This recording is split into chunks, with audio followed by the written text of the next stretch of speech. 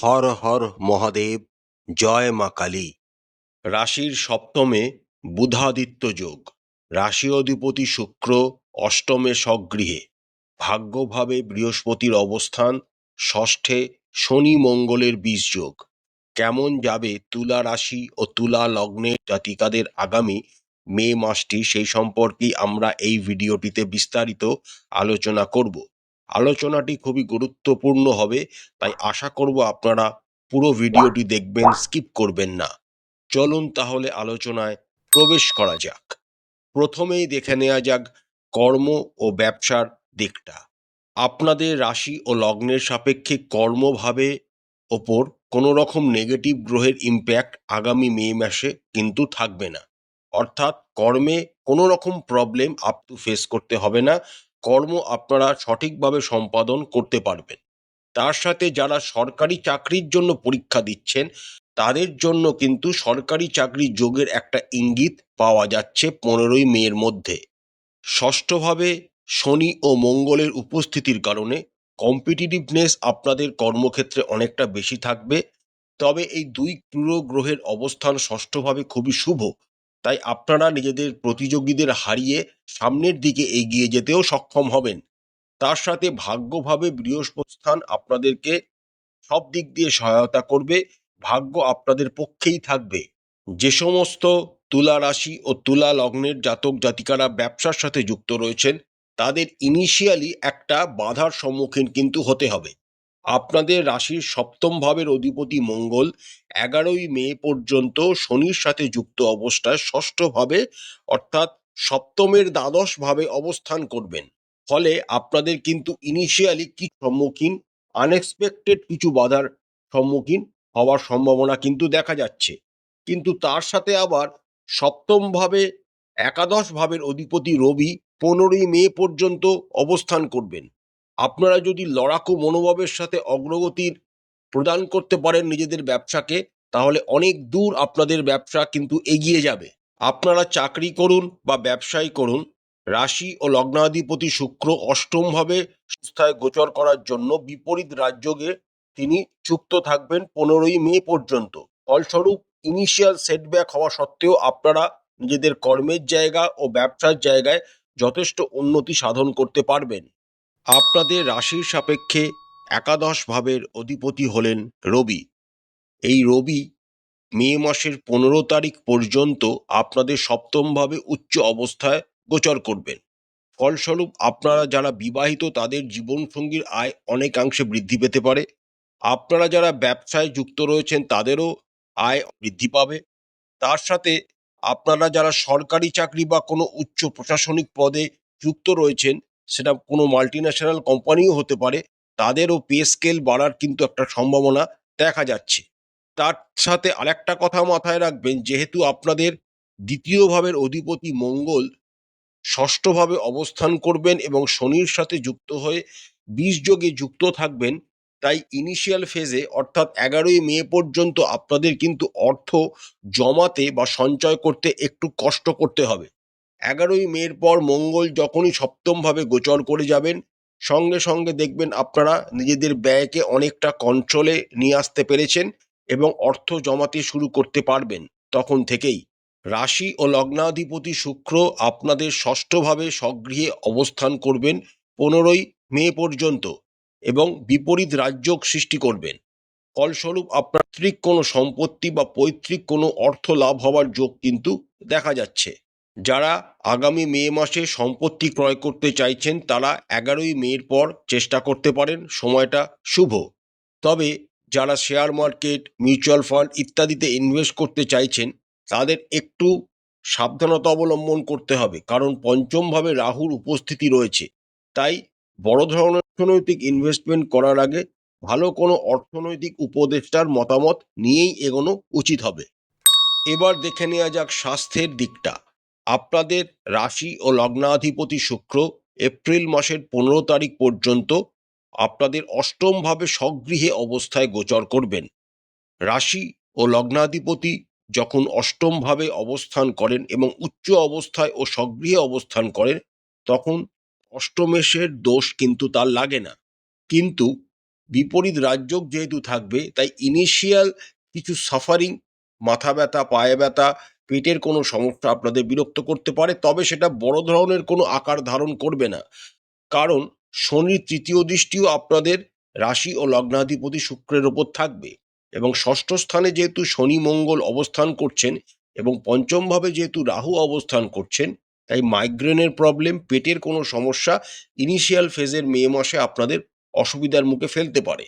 যত মে মাস এগোবে আপনাদের শরীর স্বাস্থ্য তত উন্নতি ঘটবে।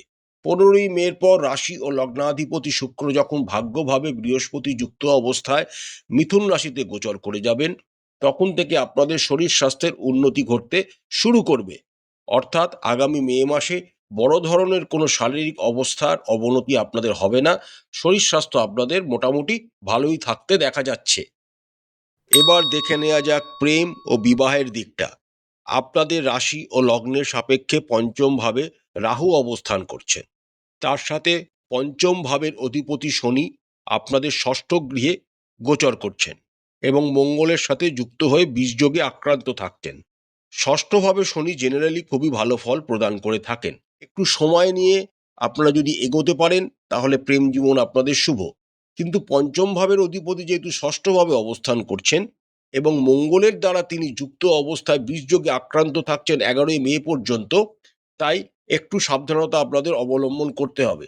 মাথা গরম, হুটপাট কোনো সিদ্ধান্ত, একে অপরের সাথে হট করে কথা বলা বন্ধ করে দেওয়া ইত্যাদির মতো সমস্যা কিন্তু আপনাদের জীবনে আসবে। তার ওপর পঞ্চমভাবে রাহুর উপস্থিতির জন্য কিছু অশ্লীল ব্যবহার বা অশ্লীল কর্মকাণ্ডে আপনারা জড়িয়ে পড়তে পারেন, যার ফলে আপনাদের মান সম্মানের হানি হওয়ারও একটা সম্ভাবনা দেখা যাচ্ছে। পঞ্চমে রাহু একটু বেশি ফিজিক্যাল হতে পছন্দ করে, তাই সেই দিকটা খেয়াল রাখবেন। নিজেদের শালীনতার মধ্যে নিজেদের প্রেম জীবনকে এগিয়ে নিয়ে যাবেন। অশালীন কোনো রকম আচরণ বা মন্তব্য নিজেদের প্রেমিক বা প্রেমিকার সাথে করবেন না। কিন্তু এতগুলো খারাপের মধ্যেও একটা ভালো দিক আছে, সেটা হলো দেবগুরু বৃহস্পতির ভাগ্যভাবে অবস্থান এবং তার নবম দৃষ্টি আপনাদের পঞ্চম ভাবকে প্রভাবিত করার জন্য অনেক বাধা বিঘ্ন আসা সত্ত্বেও আপনারা নিজেদের প্রেম জীবনকে মানিয়ে গুছিয়ে সামনের দিকে এগিয়ে নিয়ে যেতে সক্ষম হবেন। এবার দেখে নেওয়া হয় দিকটা। যে সমস্ত তুলা রাশি ও তুলা লগ্নের জাতক জাতিকারা এখনো বিবাহ করেননি, তাদের সামনে কিন্তু আগামী মে মাসে একটি খুব সুন্দর বিবাহ যোগ তৈরি হবে। আপনারা এই সময়টিকে কাজে লাগাতে পারেন। বিবাহের জন্য আগামী মে মাসটি আপনাদের জন্য আদর্শ। যে সমস্ত তুলা রাশির জাতক জাতিকারা অলরেডি বিবাহিত, তাদের দাম্পত্য জীবনের শুরুটা কিন্তু বেশ ভালোই হবে। কারণ সপ্তম ভাবে রবি অবস্থান করবেন এবং উচ্চ গৃহে। একাদশ ভাবের অধিপতি সপ্তম ভাবে অবস্থান করার জন্য জীবনসঙ্গীর আয় উন্নতি, বৃদ্ধি, প্রতিষ্ঠা অনেকাংশে বৃদ্ধি পাবে। কিন্তু সপ্তম ভাবের অধিপতি মঙ্গল যেহেতু শনি ও মঙ্গলের বিষযোগে আক্রান্ত থাকবেন, তাই এই সময় আপনাদের একটু নিজেদেরকে সমঝে চলতে হবে। মাথা গরম, অভিমান করা থেকে নিজেদেরকে দূরে রাখতে হবে। তার সাথে নিজেদের জীবনসঙ্গীর শরীর স্বাস্থ্যের প্রতিও একটু নজরদারি বাড়াতে হবে। 11ই মের পর অল ওভার দাম্পত্য জীবনের সিচুয়েশন অনেক বেশি ইমপ্রুভ করবে। অষ্টমভাবে শুক্র স্বগৃহে থাকবেন এবং বিপরীত রাজযোগে তিনি যুক্ত থাকার জন্য শ্বশুরবাড়ির তরফ থেকে আপনারা কোনো ভালো খবর পেতে পারেন বা কোনো সম্পত্তি লাভ আপনাদের হতে পারে। ভাগ্যভাবে বৃহস্পতি অবস্থান করছেন, সুতরাং ভাগ্যকে তিনি আপনাদের পক্ষে রাখার চেষ্টা করবেন। তাই মে মাসের প্রথম 10-12 দিন দাম্পত্য জীবনের একটু সমঝোতে, একটু মাথা ঠান্ডা করে এগোবেন। এরপর তাদের বিবাহিত জীবন ধীরে ধীরে আরো উন্নতি লাভ করতে শুরু করবে। যারা নতুন বিবাহ করেছেন তাদের, যে সমস্ত জাতক জাতিকারা নতুন বিবাহ করেছেন তাদের জীবনে নতুন কোনো সদস্য আসতে পারে, বা যারা নতুন বিবাহ সম্পন্ন করেছেন সবেমাত্র, তারা কনসিভ করার জন্য চেষ্টা করতে পারেন। সময়টা খুবই অনুকূল। এবার দেখে নেওয়া যাক পারিবারিক জীবনটা আপনাদের মে মাসে কেমন অতিবাহিত হবে। আপনাদের রাশি ও লগ্নের সাপেক্ষে দ্বিতীয় ভাবের অধিপতি মঙ্গল এবং চতুর্থ ভাবের অধিপতি শনি, এই গ্রহই কিন্তু বিষযোগে আক্রান্ত থাকবেন এবং ষষ্ঠভাবে অবস্থান করবেন 11ই মে পর্যন্ত। সুতরাং 11ই মে পর্যন্ত পারিবারিক অবস্থা কিন্তু খুব একটা ভালো সেটা বলা যাচ্ছে না। পারিবারিক কলহ, একে অপরের প্রতি সন্দেহ, একে অপরের সাথে ঝগড়া, একে অপরকে সবসময় নিচু করা, এরকম মানসিকতা কিন্তু পারিবারিক জীবনে আপনাদের অবশ্যই আসতে দেখা যাচ্ছে। 11ই মের পর কিছুটা উন্নতি ঘটে, কারণ তখন মঙ্গল শনির সাথ ছেড়ে সপ্তমভাবে স্বগৃহে গোচর করতে শুরু করবেন এবং রুচক পঞ্চমহাপুরুষ রাজযোগে তিনি যুক্ত হয়ে যাবেন। আসার কথা একটাই, দেবগুরু বৃহস্পতির অবস্থান। দেবগুরু বৃহস্পতি যেহেতু আপনাদের ভাগ্যভাবে অবস্থান করছেন, তাই তিনি আপনাদের পারিবারিক জীবনকে সঠিকভাবে চলতে সাহায্য করবেন। তাও আপনাদের মে মাসের প্রথম 10-12 দিন খুবই সাবধানতা অবলম্বন করতে হবে। পরিবারে হট করে অহংবোধের কোনো সমস্যা, কোনো রকম একে অপরকে কোনো বাজেভাবে অ্যাকিউজ করা বা অশালীন আচরণ করা ইত্যাদি কিন্তু ঘটতে পারে। তাই আপনাদের খুব মাথা ঠান্ডা করে এগোতে হবে এবং এবং মাথা গরম করা থেকে নিজেদের দিতে হবে। পিতার শরীর স্বাস্থ্য আপনাদের আগামী মে মাসে ভালো থাকবে। মায়ের শরীর স্বাস্থ্য নিয়ে কিন্তু চিন্তা থাকবে। তাদের কোথাও পায়ে চোট লাগা, আঘাত লাগা, মাথায় চোট লাগা, কোথাও পড়ে যাওয়া ইত্যাদির মতো সমস্যা কিন্তু তাদের জীবনে আসতে পারে। যাদের ভাই, দাদা, দিদি রয়েছে তাদের জন্য কিন্তু খুবই ভালো, কারণ তারা আপনাদের বিভিন্ন কাজে সাহায্য করবে।